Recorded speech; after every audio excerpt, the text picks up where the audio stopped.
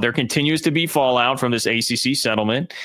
And look, I was not expecting this to be a part of it, but I was reading through a story on The Athletic written by Justin Williams, who I believe used to cover Cincinnati, or perhaps still does, the national guy now at The Athletic. Anyway, really like his work. But some of the fallout from this whole deal could be pushing us closer to a college football super league. Of course, in 2030 and beyond, when you have the TV deals starting to come up, like it will take a while to be able to make this happen if it does. But I think that's a lot of people's question right now is like, what does it look like then? Because there's so much talk about Florida State, Clemson getting the lowered exit fee, which is a part of this. Because, of course, the settlement gave the ACC something it wanted, which is relative stability for the next 5 years. You're not going to have teams leaving because the lawsuits are dropped. Lawsuit could have potentially said grant of rights doesn't mean anything and teams could leave right away. That's not going to happen. In exchange, Florida State and Clemson get some more money in the near term via the brand and success initiatives. More people watch your games, more you win games, you get more money, taken at the expense of some of the lower tier teams in the conference. So they get the short-term money and they get the exit fee dropped to as low as $75 million by the time 2030 rolls around. So that's the nuts and bolts of the settlement. And we've explored a lot of the tentacles of that. One of which was, hey, unequal revenue sharing seems like something that will probably be copied by those in the Big Ten and or SEC. In fact, I continue to reference Josh Pate, but a very connected guy. I heard him say again on his last show that that has been discussed in SEC and Big Ten circles. Like, there may not have been reported publicly, but it is being discussed behind closed doors. Like, hey, how do we get that? How do we make that happen? Like, Alabama, Ohio State want that. They don't want to be making the same amount of money as Mississippi State, Vanderbilt, Northwestern, etc. And on that note, that is the thing that, according to The Athletic, could actually push us closer to a super league. The fact that that was agreed to and turned out the way that it did, which was not always an inevitability, because if you've been following this for a long time, you can recall Florida State at one point was basically asking for that and was told no, and then lawyered up, got into courts, and lo and behold, they wind up getting it anyway in the long run. So here's what Justin Williams said in The Athletic. He's talking about super leagues, and Project Rudy specifically is the one that's going to be mentioned here. But he says, in regard to that, making inroads across the power conferences remains a challenge. Big Ten Commissioner Tony Petitti and SEC Commissioner Greg Sankey were very dismissive of the super league concepts last fall. And any genuine progress on something like Project Rudy would likely involve a change of heart that gets those commissioners on board.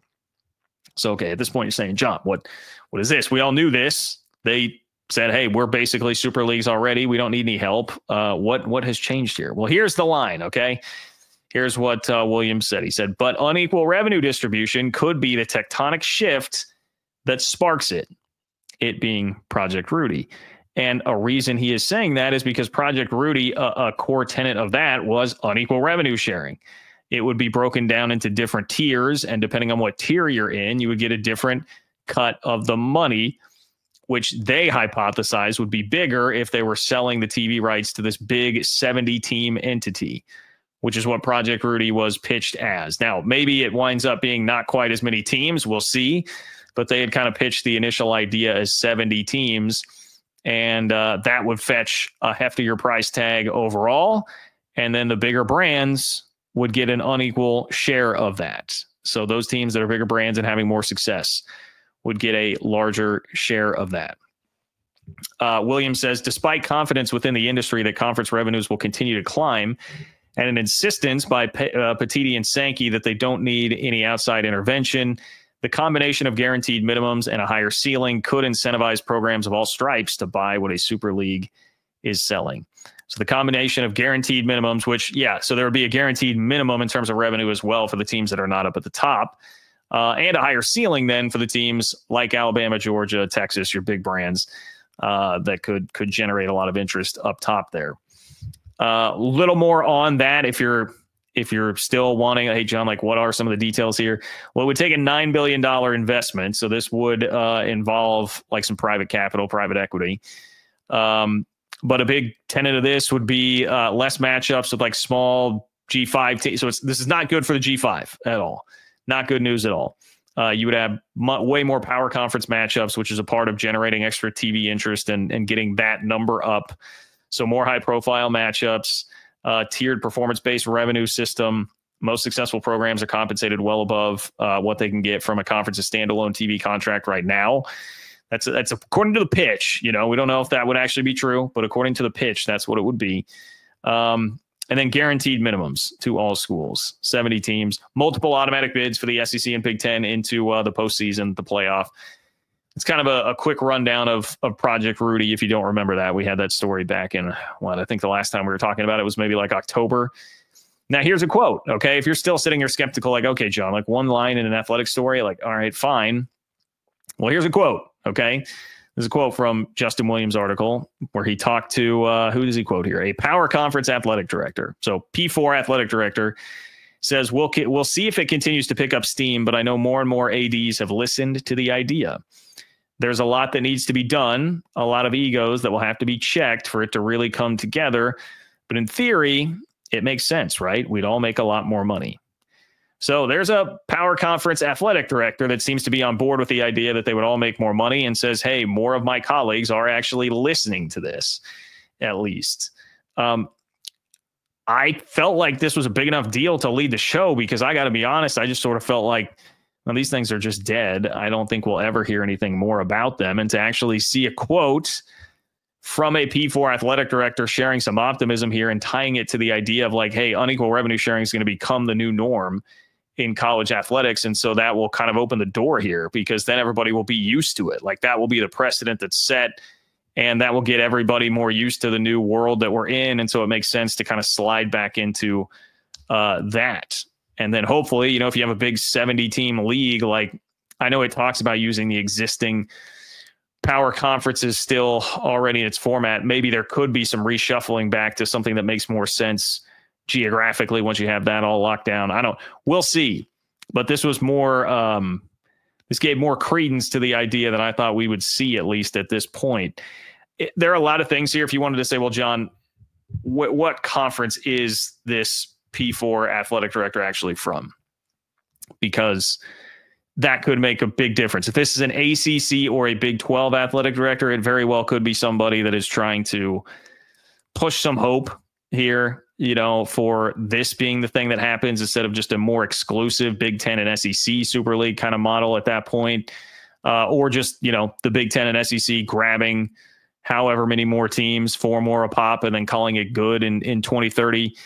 Yes, that is very fair. So that's a distinction. I do not know who this is. I don't have the answer for you on that. But the Athletic, I know some of you will trash it. I don't think these guys would be writing it if it's something that's just completely nothing. Okay. So I'm at least having my eyes a little bit more open here to like, all right, we need to keep our eye on this. What's going to happen with the Super Leagues as we start to get toward the end of the decade when we'll just hear more and more about where things are going, what's going to happen with Florida State, Clemson, everything going on in the ACC, but then broader picture for college football, how much momentum will this continue to get? Here's the rest of what Williams said. He said, that's an important factor. This is brewing at a time when universities, so he's referring to the money. The last part of the quote said, we'd all make a lot more money. Says that's an important factor. This is brewing at a time when universities are scrounging to supplement their already 9-figure athletics budgets. The $2.8 billion House versus NCAA settlement, which has a final approval hearing scheduled for April 7th, is set to usher in more than $20 million per school in annual revenue sharing directly with athletes. So, okay, he's basically saying, look, that matters. If they can make more money, that's a huge deal because they need it. They need the money. Which is very true. Like you look at every move that's being made right now, whether it's courting private equity, whether it's the All-State 12 and thinking about renaming the conference, they are turning up every couch cushion they can possibly find, they being the leaders in college athletics, to try to get some more money because they desperately know that they need the money. So if this is a legitimate, that to me would be the bigger key than anything. Like money talks. You say all you want about the egos, and that is true. I mean, there would be people who would have to drop their ego to ever get to that point, namely like, the SEC. But if there is more money in it, the big brands can get on board, and then that's probably going to be your decision, right? If you can sell to Ohio State, Alabama, whatever, like, hey guys, this will be an extra $15 million a year for you because the gap will widen because you'll make more money than everybody else in this tiered system. If that's legitimate, every decision being made right now ultimately has come down to like, it's cash grab. What's going to get us more money? What gets us more dollars? And so I feel like stands to reason that the money piece of it would be the biggest piece of it.